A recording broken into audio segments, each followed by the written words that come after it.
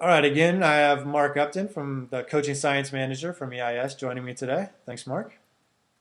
Thanks, Brian. So today I wanted to talk a little bit about feedback and how, especially how feedback changes if we try to adopt more of the ecological dynamics approach compared to more traditional theories of information processing, but even more than that, more traditional theories of coaching, uh, Mm, and maybe not even theories, but just the ideas, that coaches tend to believe strongly in the power of feedback, the need for immediate feedback, and mm, judging by the games that I watch, the need for constant feedback and instructions, even during games, not mm, even in practice situations. But mm. when I'm out at games, I see and hear coaches, giving verbal instructions on a almost moment by moment basis to players. Yeah. Um, and so, how might, if we really take an ecological dynamics viewpoint on it, how might feedback and/or instructions change from that kind of more typical approach? Mm. Well, I think particularly with the instruction example, is we've talked about information before. Is that and I see it a lot as well. Is you want players tuning into the information, but it's on the pitch or the court that you want them focusing their attention Right. towards, not tuning into what the coach is saying. So, yeah, with so much instruction, it's almost impossible not to basically just start tuning into them and relying on the coach is basically making the decision for you in those situations. Whereas, as we know, that the best players, well, they haven't always been able to make those decisions. They've learned by actually using the information that's presented by playing what's in front of them and the attackers and defenders and those sort of things. So I think, instruction and feedback in that regard changes to how can you help the player if they're not tuned into the information, or even, let's use cues, they're not seeing some of the critical things. How the instruction and feedback, how can it help them,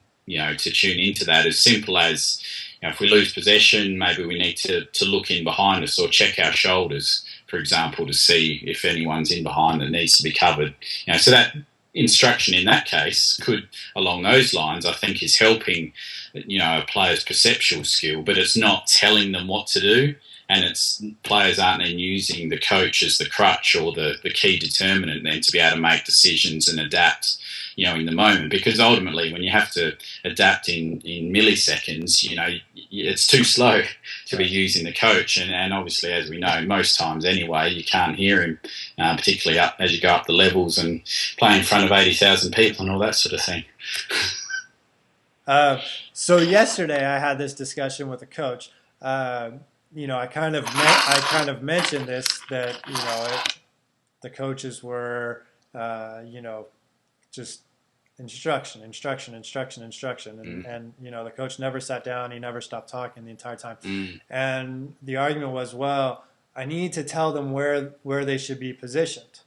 mm, They need to know. All I'm worried about is they're in the right position.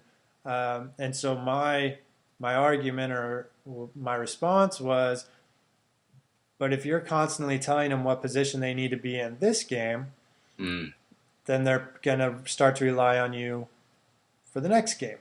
And mm, so they're not going to uh, necessarily learn what position they should be on because they're not doing the direct perception. They're not yeah, attuned to the information in the environment. They're attuned to the information that you're providing from the yeah, sideline, and then yeah. they're moving consequently to your instructions, not to what they visibly see. Mm. Would you say that is uh, accurate, or is there value in the coach giving that information and then hoping, I guess, that the players learn from the instructions so they don't depend on the coach in the next game or subsequent games? Yeah, I think you've described it well. Is that really what the players need to be learning is what the coach is seeing. So the coach Right. is obviously tuned into information because they're able to shout out, "You should be over there."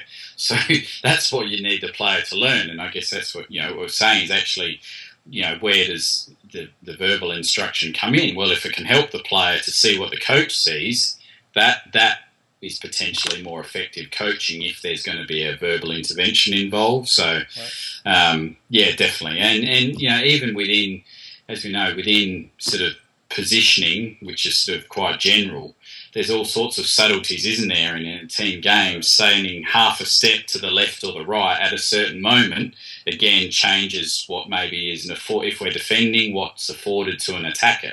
And those things have to be learnt, in the moment. Again, you can't rely on a coach to be able to be quick enough to get you that information. Okay. So is there an approach that a coach might use to better help the player to see what the coach is seeing, whether it's in the moment or before the game or after the game or at a subsequent practice? Yeah, I think there's lots of methods. I mean, again, potentially the most effective is how you create those realistic practice or situations in practice, build in those affordances, and have exposed players to them. And we haven't really touched on feedback, but also try and build in what we call task intrinsic feedback as well, where the success of that activity or that task will depend on whether you've made a good decision or you've perceived the right thing. So I can't, we could go into real specifics of what that might be, but that's a really effective way of players, the feedback being the task, is if I pull it off, I've probably perceived well and moved accordingly. If I fail in the task, I may have missed something.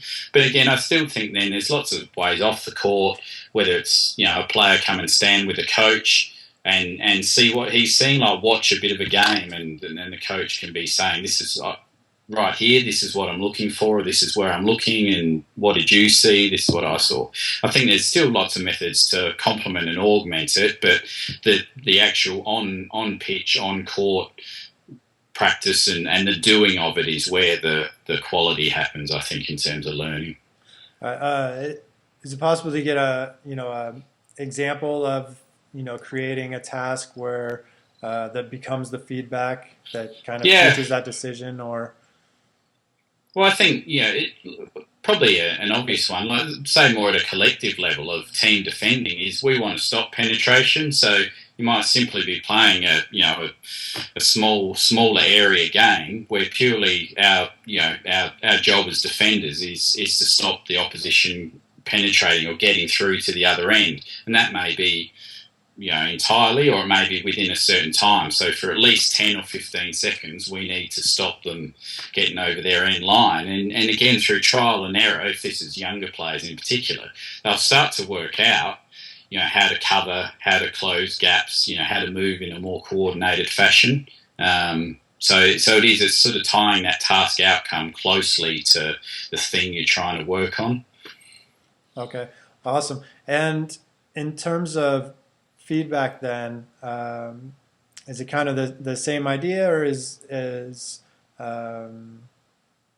would you see a difference in the volume of feedback that I would give or the type of feedback that I would give, especially from a ecological dynamic standpoint versus, more traditional theories and or traditional approaches of coaches? Yeah, I think in terms of feedback, this is where it is. It's still very much, the art of coaching, and again, good observation, and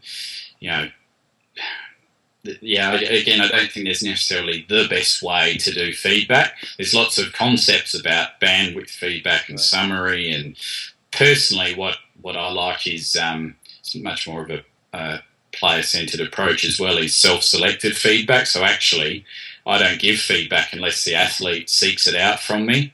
So I'm putting the emphasis on them to solve the problem.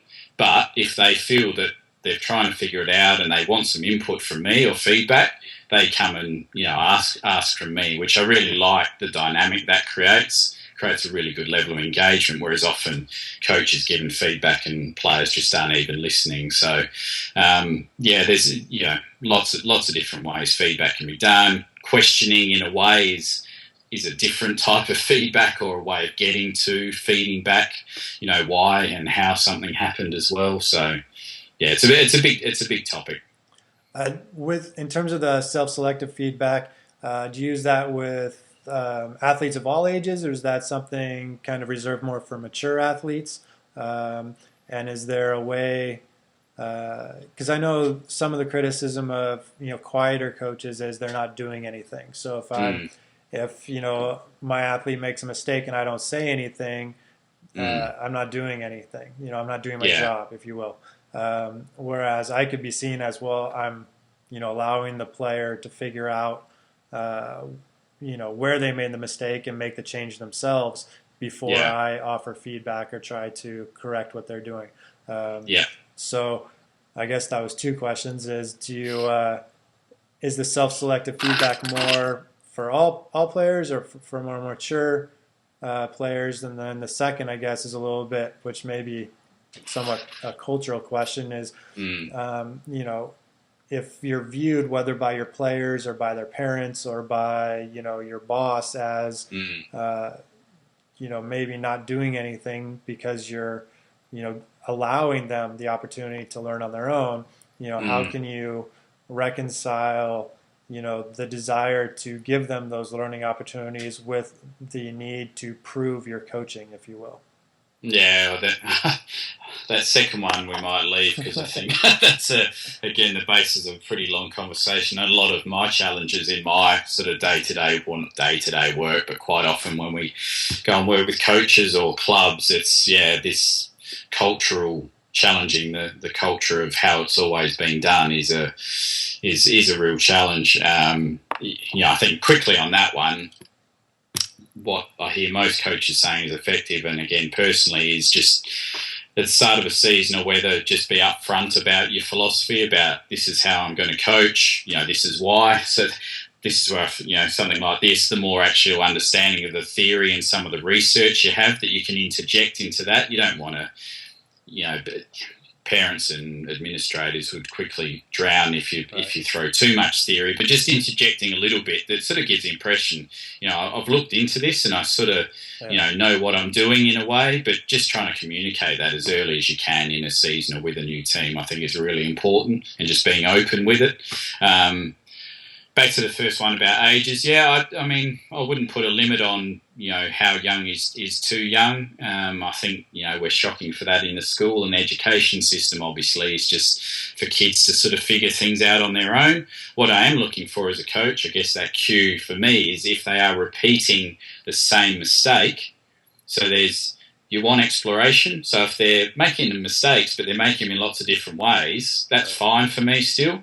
But if it starts to be they're just repeating the same mistake, they're clearly not sort of being able to figure this out, whether they're actually not even trying because they're just not that way inclined yet, or they just haven't got a solution, and then you need to go in and help. So with a question or manipulate a constraint maybe that opens up a different possibility or affordance for them, for example. So that's sort of my rule of thumb, is if they continue to make the same mistake, that's where you've got to do something as a coach, either verbally or change the task. Okay, great. All right. Well, I really appreciate you coming on again. Thank you very much. Yeah, and it's been fun, mate. Been fun.